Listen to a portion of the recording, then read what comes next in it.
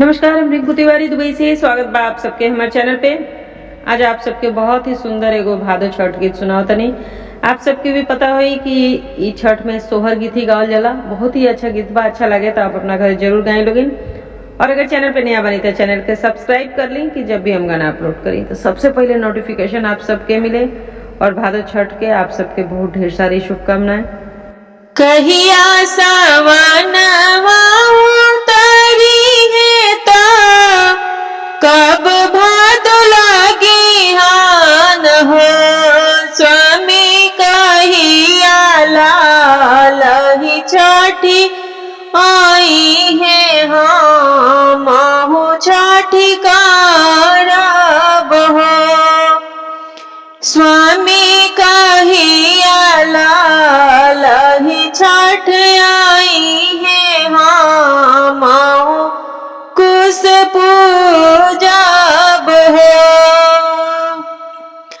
आज सावनवा उतरी है ता काल्ह भादो लागी हान हो।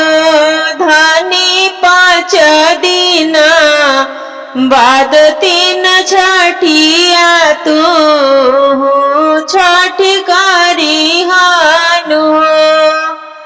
धनी 5 दिन बाद 3 छठिया तू कुश पूजी हान हो। के ले है 3 चौराता दहिया भैंसिया के हो। स्वामी के ले आई है महुआ पात दतुआन हो। हम ही ले आइब 3 चौराता दहिया भैंसिया के हो। धनी हम ही ले आइब 3 चौराता महुआ पात दतुआन हो। धनी हम ही ले आइब महुआ पात दतुआन हो।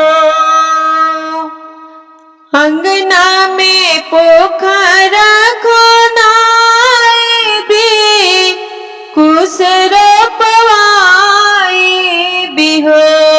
धानी की नी देबो गहबर पियरिया पहिर के छठ करी हान हो। अंगना में पोखरा खोनाई भी कुश रोपवाई भी हो। धानी की नी देबो लाल की चुनरिया पहिर के कुश पूजी हान हो। हे धानी की नी देबो गहबर पियरिया पहिर के छठ करी हान हो। हे धानी की नी देबो गहबर पियरिया पहिर कुश पूजी हान हो। कहिया सावनवा उतरी है ता कब भादो लागी हान हो। स्वामी कहिया लालही छठी आई है हम कुश पूजब हो। हे स्वामी कहिया लालही छठी आई है हम छठ करब हो। हे स्वामी कहिया